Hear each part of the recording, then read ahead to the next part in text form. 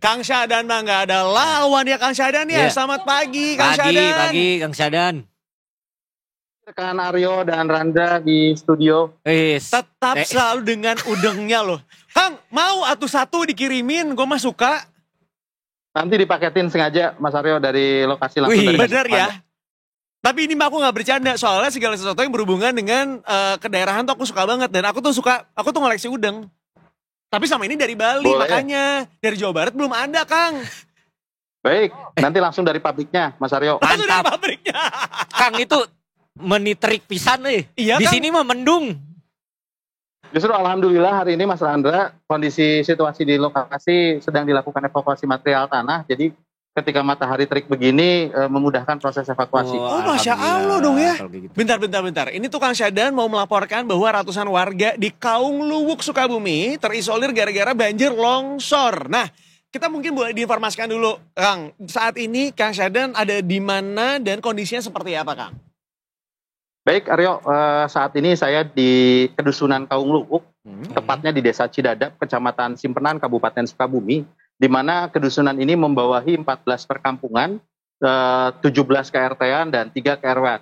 Di mana akses menuju lokasi ini tertimbun material longsor dan banjir yang terjadi pada Kamis 6 Mei 2025 kemarin, tepatnya 1 minggu 6 Maret, tepatnya 1 minggu dari saat ini, di mana akses ke lokasi tersebut, ke kedusunan Kaung Luwuk tersebut tertutup tepat di titik Kampung Cisepan. Seperti dilihat saat ini tempat saya berdiri, ketinggian tanah akibat longsoran tebing setinggi 15 meter, kurang lebih 2,5 meter, hampir sejajar dengan tinggi badan saya begitu rekan Aryo.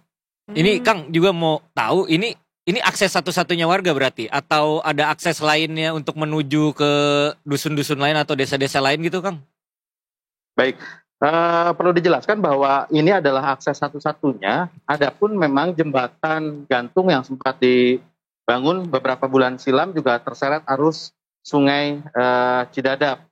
Sekedar informasi bahwa di lokasi ini memang letak geografisnya itu berada di antara ketinggian perbukitan, pegunungan dan juga aliran sungai, begitu rekan Aryo dan Randra.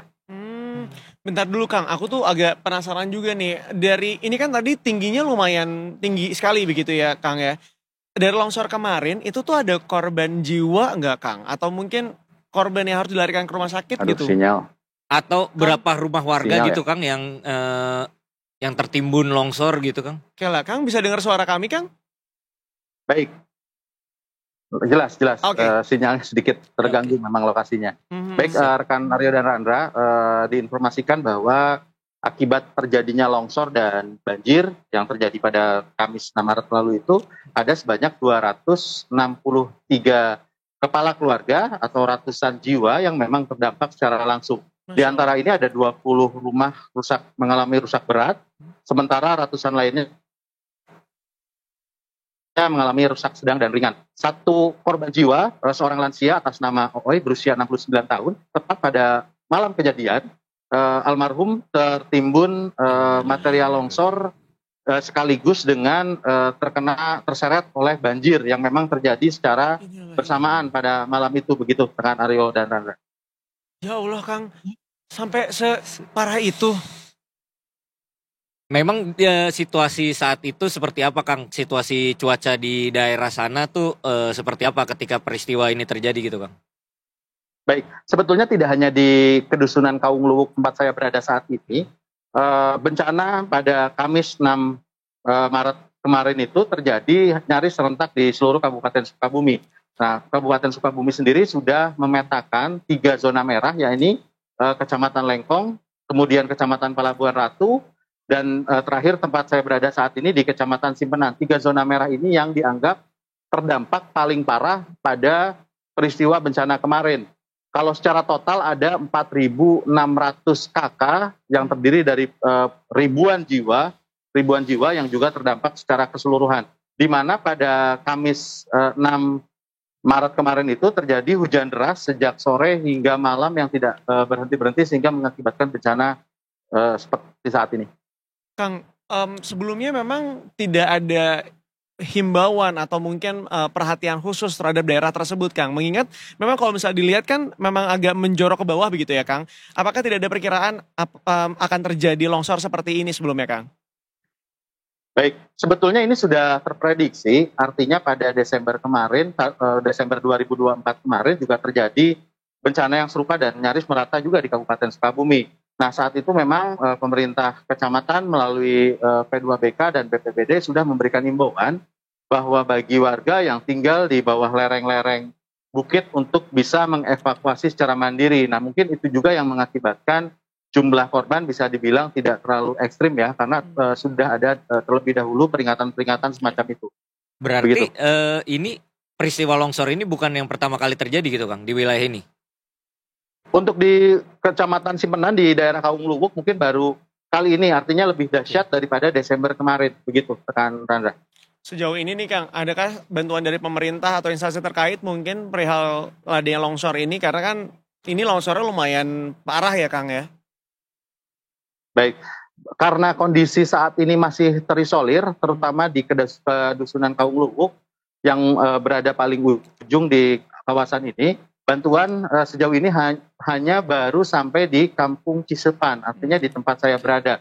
Sementara masih banyak sekali daerah-daerah yang terisolir, salah satunya di Kampung Jeruk Nipis, Kampung Kaung Luwuk yang menjadi pusat kedusunan, akses bantuan berupa sembako dan sebagainya belum betul-betul mencapai lokasi. Karena selain perlu saya informasikan, selain titik longsor utama menuju akses seperti yang dilihat ini, masih banyak di depan saya ini titik-titik longsoran serupa sehingga tidak bisa dilintasi oleh kendaraan apapun.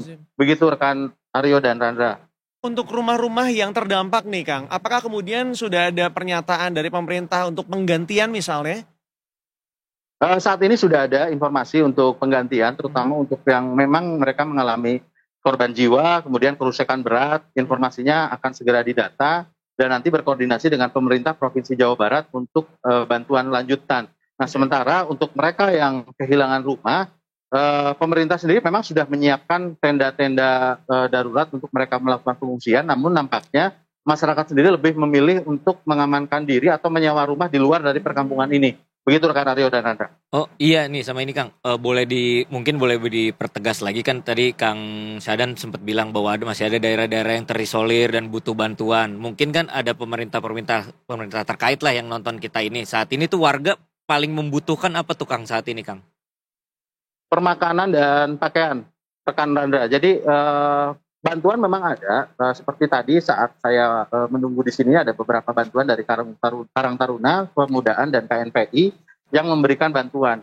Mereka diarahkan juga oleh warga agar bisa sampai ke Kaung Luwuk.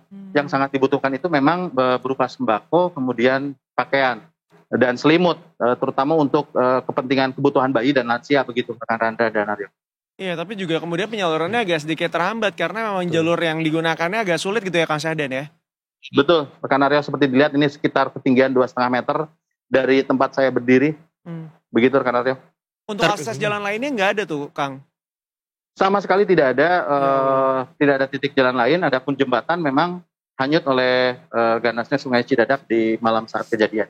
Berarti saat ini ya sesuai dengan visual yang kita lihat tadi ya, berarti hanya motor-motor saja yang bisa lewat ya Kang, berarti Kang? Untuk motor pun saat ini sepertinya di stop karena ada penanganan evakuasi menggunakan alat berat. Nah, ini satu lagi yang mungkin bisa diharapkan dari masyarakat kepada pemerintah, yaitu alat berat yang datang ini tidak sebanding dengan material longsor. Tadi saya berbincang dengan warga, melihat alat berat yang digunakan ini cukup kecil ya, artinya dibandingkan dengan timbunan longsor yang ada saat ini, kemungkinan pengerjaan akan sedikit terhambat. Sementara warga sangat membutuhkan akses jalan, terutama di lintasan ini yang memang paling utama menuju daerah perkotaan yang ada di belakang saya. Begitu rekan Aryo dan Sandra. Ya tadi soalnya dari video juga Mas Sandra, dia ada motor aja sampai slip gitu loh. Kan memang karena dia tanah jadi licin juga. Jadi emang ya aksesnya akan susah. Ini mudah-mudahan saat ini menjadi perhatian juga untuk kemudian mengatasi si tanah-tanah yang bekasan longsor ibaratnya, agar kemudian jalurnya dulu dibenahi agar bisa sampai ke Kaung Luwuk yang ada yang lebih susah lagi dijangkau ibaratnya. Ini menjadi perhatian juga. Betul. Kang, punten, dari pemerintah sendiri ada tanggapan resminya nggak sih mengenai bencana yang satu ini, Kang? Baik, pemerintah Kabupaten Sukabumi terakhir komunikasi dengan kami, dengan Bupati Sukabumi, Bapak Asep Jafar, menyatakan bahwa Kabupaten Sukabumi saat ini sudah menetapkan tanggap darurat. Nah, untuk tanggap darurat ini kembali diperpanjang pada hari Rabu kemarin untuk khusus di 3 zona merah. Karena yang pertama masih ada korban-korban yang masih belum ditemukan di wilayah kecamatan lain selain di wilayah ini. Yang kedua adalah percepatan distribusi bantuan dan evakuasi dari material longsoran itu yang diinstruksikan oleh Bupati Sukabumi terakhir yang kami dapat informasinya seperti itu rekan Aryo dan Randra. Oke, untuk evakuasi para korban sendiri dengan adanya akses jalan yang terhambat begitu ya. Apakah kemudian juga menyulitkan bagi tim SAR dan teman-teman lainnya? Baik, rekan Aryo, betul sekali karena situasi jalan mayoritas ditutup oleh material longsor seperti ini, sehingga proses evakuasi yang dilakukan kemarin itu dialihkan, artinya khusus yang memang mereka korban banjir, pencarian dialihkan ke sungai begitu, sungai dan muara-muara, artinya bahwa untuk mempermudah akses pencarian begitu. Rekan Aryo dan Sandra. Baik, Kak Syadan, terima kasih banyak. Mudah-mudahan ikhtiar dirimu untuk menyampaikan informasi yang satu ini bisa didengar gitu ya. Amin, Tidak amin, hanya bagi amin. pemerintah, tetapi juga warga swasta lainnya, agar kemudian apabila memang saat ini dalam keadaan yang berlebih, mungkin bisa memberikan bantuannya, dan begitupun dengan instansi yang bisa membantu untuk mengatasi longsor ini nih, karena tanahnya cukup tinggi tadi seperti yang Syadan sampaikan, dan juga mengganggu ya akses ke Kaung Luwuk. Iya, terutama ini ya pembukaan akses jalan ini ya, Itu karena kalau akses jalan terbuka mungkin bantuan juga akan lebih cepat ke warga, dan warga juga ini kan posisinya lagi bulan Ramadan kan ya, butuh sahur, butuh menu berbuka mungkin gitu. Terutama tadi kan Kang Syadan sempat menyenggol soal ada anak-anak, bayi-bayi gitu-gitu kan, Berarti butuh bantuan. saat ini diinformasikan bahwa masih kekurangan untuk bahan makanan pokok dan Betul. pakaian juga saat ini. Jadi apabila ada saudara-saudara kita, teman-teman yang bisa atau dekat wilayahnya ingin memberikan bantuan, silahkan langsung datang ke daerah Kaung Luwuk, Sukabumi ya Kang, betul ya?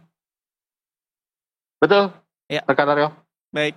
Kang Syadan, hatur nuhun pisan Hatur untuk nuhun, informasinya. Sekali lagi mudah-mudahan ikhtiar kita bisa berdampak baik ya. Amin.